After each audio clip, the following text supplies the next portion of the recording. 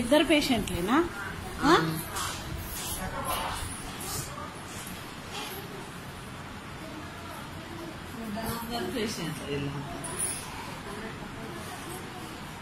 Delivery కేసేనా వీళ్ళిద్దరు?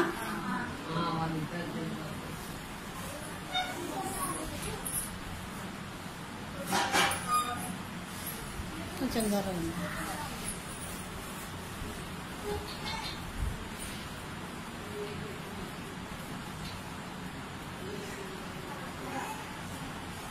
అటు పోతే ఆపరేషన్ చేసేది కదా, ఇక్కడ వరకే కదా బెడ్స్.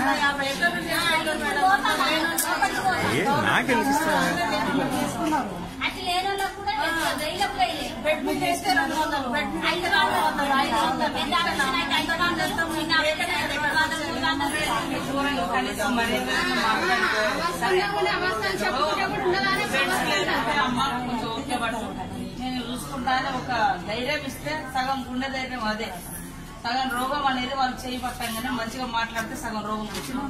వాళ్ళు ఎంత మంచి సూచించినా గట్టిగా మాట్లాడి గయ్యాలతనం చేసి ఎగబడి ఇది చేస్తే ఇది సంప్రదాయం అనే భయానికి సగం చెప్తారు. అవునా కాదు?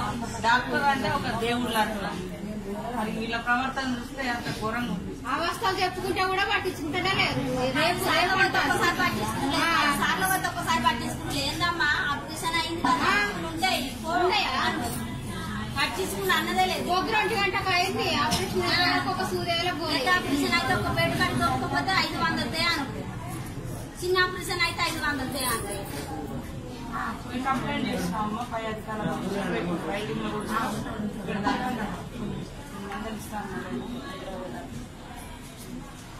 అంతా భయంకరంగా అయిపోయింది. భయం లేదు కూడా మనం ఒకసారి మన వాళ్ళ మాకు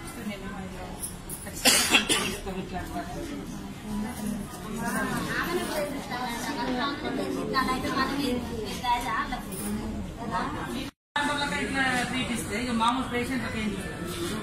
ప్రత్యక్షంగా చూసినాం ఇవాళ మీ సిబ్బంది నాతో.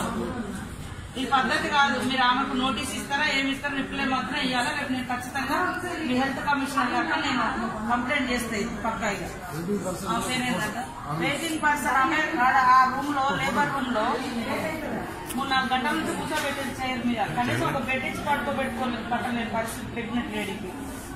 వాళ్ళందరూ 6 మంది ఒకటే రూమ్ లో కూర్చొని ఉంటారు.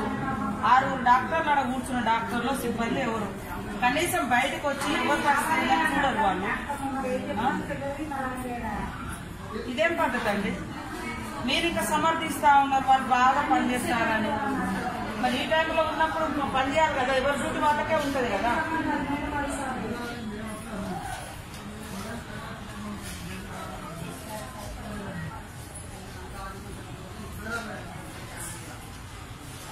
నేను మీకు చెప్పింది అర్థమైందా? మీరు కూడా అదే పద్ధతిలో చేసుకొస్తున్నారా? మీరు ఆడున్నారా?